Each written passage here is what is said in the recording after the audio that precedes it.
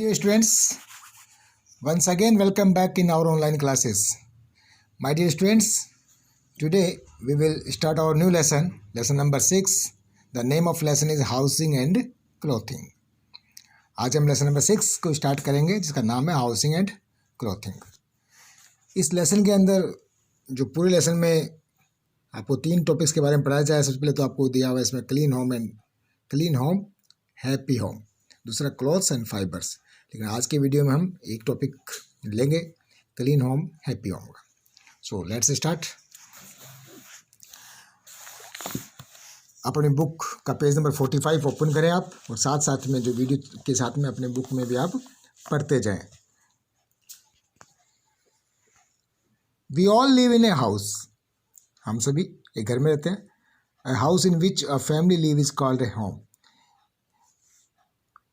जिसमें परिवार रहता है उसे हम घर कहते हैं। जहाँ पे एक परिवार रहता है उसे हम घर कहते हैं। We feel safe and protected inside our homes, हम अपने आप को सुरक्षित महसूस करते हैं घर के अंदर। लॉन्ग एगो, बहुत पहले, early man lived in caves in forests, पहले के जो लोग थे जो जंगलों में रहते थे वो उनके घर नहीं होते थे तो क्या है कि गुफाएं बना करके गुफाओं में रहते थे। स्लोली, धीरे धीरे, he learn to use logs of woods and branches of trees to make huts. धीरे धीरे आगे बढ़ने के जैसे सीखते चले गए तो वो लकड़ियों को, ठीक है, या शाखाओं को इस्तेमाल करके अपनी झोपड़ियाँ बनाने लगे। इवन टुडे, यहाँ तक कि आप भी कुछ लोग झोपड़ियों में रहते हैं जो लकड़ियों से बनी होती है। Even today some people live in huts built with wood, leaves and mud in some villages. गाँव में कच्चे घर होते हैं तो कच्चे घर अभी भी कुछ लोग जो है ना लकड़ियों और मिट्टी से या पत्तों से बना करके झोपड़ियाँ बना के रखते हैं, उसमें रहते हैं। The present house are different from what we use to have in olden days. आज के जो मकान हैं, आज के जो घर हैं वो पहले के घरों से अलग हैं, क्योंकि हमारी सुविधाएं के मुताबिक हम अपने मकानों को, घरों को बनाने लग गए हैं। The living style has changed in cities over the years. जैसे जैसे समय बीता चला गया तो लिविंग स्टाइल्स थी, रहने का जो स्टाइल है रहन सहन का, वो भी बदलता चला गया, और उसी के मुताबिक हमारे घर बनाने का तरीका भी बदलता चला गया। City houses are made of cement, steel, concrete, wood and plastic. जो सिटी के शहरों के जो मकान है, इवन कि आजकल तो हमारे गाँव में भी वही है, जिसमें हम लोग स्टील का या आयरन का इस्तेमाल करते हैं, सीमेंट का इस्तेमाल करते हैं, कंक्रीट, लकड़ी और प्लास्टिक का इस्तेमाल करते हैं। ठीक है, तो ये हमारा घर के बारे में था कि हम कैसे कैसे घर बनाते हैं। अभी आपका टॉपिक आता है क्लीन होम हैप्पी होम। अगर आपका घर साफ रहेगा तभी आप खुश रहेंगे। तो सच है कि सफाई रहेगी हमारे चारों तरफ, हमारा सराउंडिंग्स जो है उस क्लीन रहेगा, तभी हमारा मूड भी अच्छा रहता है। इसका इफेक्ट हमारे मूड पे भी पड़ता है। हमारे वातावरण साफ रहता है तो हमारा क्लाइमेट और हमारा नेचर भी अच्छा हो जाता है। We should live in a house that keeps us healthy. हमें ऐसे घर में रहना चाहिए जो हमें स्वस्थ रखे एंड हैप्पी, साथ में खुश रखे। क्लियर है? The house should have a plenty of fresh air. अब कैसा घर होना चाहिए वो? सबसे पहली बात है कि आपके घर के अंदर साफ शुद्ध हवा आनी चाहिए। The house should have plenty of fresh air and sunlight, और साथ में धूप भी आपके घर में आनी चाहिए, है ना। It should have some trees in areas around it, और घर के चारों तरफ या घर के आसपास में कुछ पेड़ होने चाहिए जिससे हमें पर्याप्त मात्रा में ऑक्सीजन मिलती रहे। ठीक है, और धूप आने से, सनलाइट आने से हमें एनर्जी हमारे घर में आती रहे। A home should be keep neat and clean. हमारा घर जो है वो हमें साफ सुथरा रखना चाहिए। It must be swept and mopped every day. इसको रोज सफाई, झाड़ू लगनी चाहिए और पोछा लगना चाहिए। बेटा इसका जो भी आपको हार्ड वर्ड लगे ना, डिफ़िकल्ट वर्ड्स होते हैं, उनको अपने आप खुद पढ़ना। जो आपको डिफ़िकल्ट लगता है, मुझे तो नहीं पता लिख के कौन सा है, लेकिन आपको जो भी डिफ़िकल्ट वर्ड लगे उसको अंडरलाइन करना है, उसको आपने वर्ड का मीनिंग फाइंड आउट करना है। अगर आता है, मिलता है तो ठीक है, अदरवाइज आप मुझसे पूछना है। ठीक है बेटा। तो मॉप, मुझे लगा आपको टफ लगे, तो मॉप का मतलब था पोछा। ठीक है, जो हम पोछा मारते हैं उसको पोछा मॉप कहते हैं। The carpets and rugs must be brushed regularly. Carpet या रग्स जो चीज़ें हैं, कारपेट और रग्स क्या होते हैं? ये जो कालीन होता है हमारा, है ना, जो कालीन होता है या फिर जो मोटा कपड़ा जो भी हम लगाते हैं फर्श पे कवर करने के लिए, तो वो कारपेट्स होते हैं, रग्स होते हैं। Must be brushed regularly. इनके अंदर कोई कचरा फंस जाता है, मिट्टी फंस जाते हैं, ठीक है, तो इन्हें ब्रश मार कर इनको रेगुलरली साफ करते रहना चाहिए। डस्ट नहीं रहना चाहिए इनके अंदर। अब आता है बात शू, आपके जो जूते होते हैं। Shoe should be kept outside in a small cupboard और इन ए शू रैक। जूते जो हैं वो कमरे से बाहर आउट में कहीं पे भी एक जगह पे आपके रैक्स के अंदर, जूते की जो रैक होती है उसमें या कहीं कपबोर्ड के अंदर आपको रखना चाहिए एक जगह पे। And feet should be wiped on the foot mat placed at the entrance of the house. जब आप घर के अंदर घुसो तो जूतों को निकाल के जूते की रैक में रखना है और अपने पाँव को धो करके उनको साफ पोंछ करके जो मैट होती है, जो डोर मैट होती है, उस पर साफ करके फिर हमें अपने घर के अंदर घुसना चाहिए। क्लियर है? ये तो आपका था। It is also important to keep things in their proper places. ये भी बहुत ज़रूरी है कि आप अपनी चीज़ों को अपनी जगह, उनकी जो जगह है, निर्धारित जगह, वहीं पर रखें।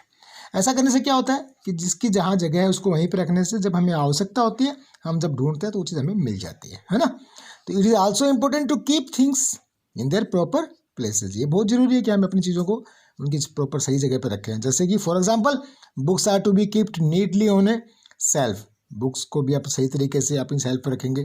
क्लोथ्स को भी आप तय बना करके सुंदर तरीके से अपने कपबोर्ड में रखेंगे। ठीक है। When things are keeped in their places, जब चीज़ें अपनी सही जगह पर रखी होती हैं तो क्या होता है, the house looks neat and, सबसे बड़ी बात तो कि हाउस आपका साफ सुथरा दिखाई देता है, अच्छा सुंदर दिखाई देता है।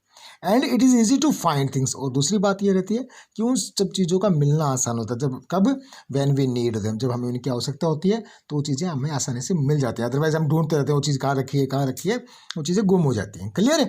तो ये हो गया आपको कि हमें अपनी चीज़ों को व्यवस्थित तरीके से रखनी चाहिए।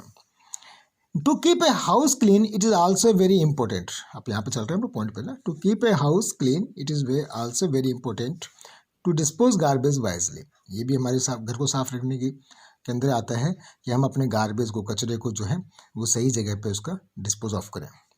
Literal garbage attracts mice, fly and cockroaches. अगर इधर अस्त व्यस्त आपका कचरा कहीं फैला रहेगा, घर के आसपास में कचरा रहेगा, तो वो क्या करेगा, वो आपकी चूहियाँ या मक्खियाँ या कॉकरोचेस, इस प्रकार के जो है हमारे घर के अंदर चीज़ें आना शुरू हो जाएंगी या पैदा होना शुरू हो जाएंगे।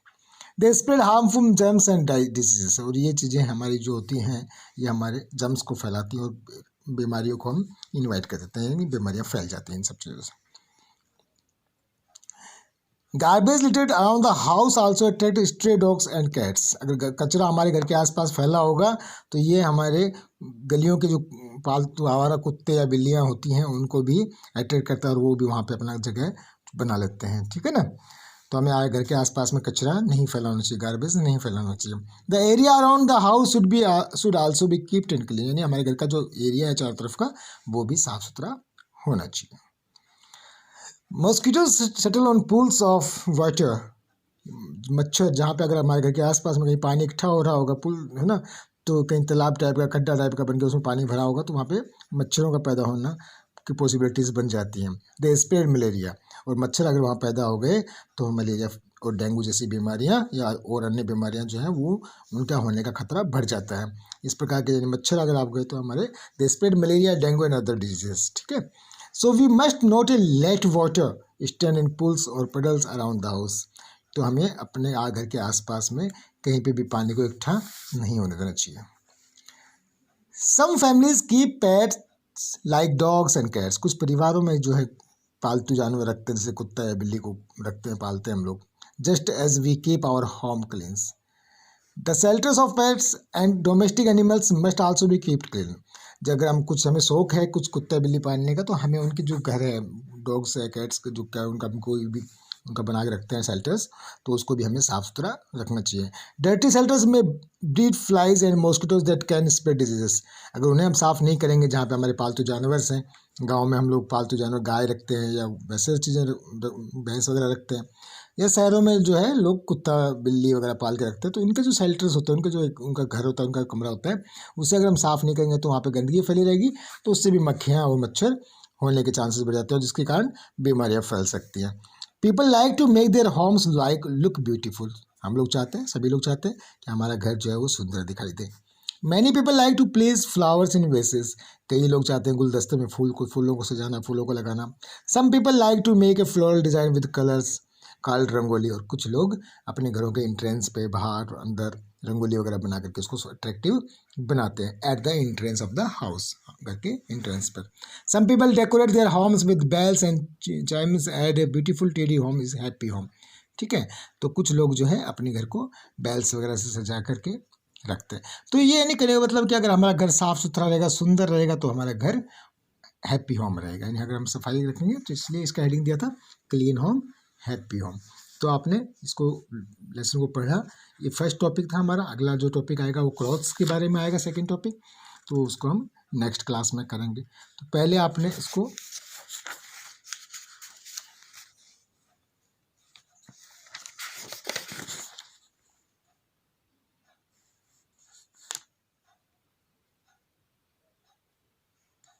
चलो इसकी बक साइज वगैरह जो है या कोई बाकी चीज़ें हैं बाद में हो पाई।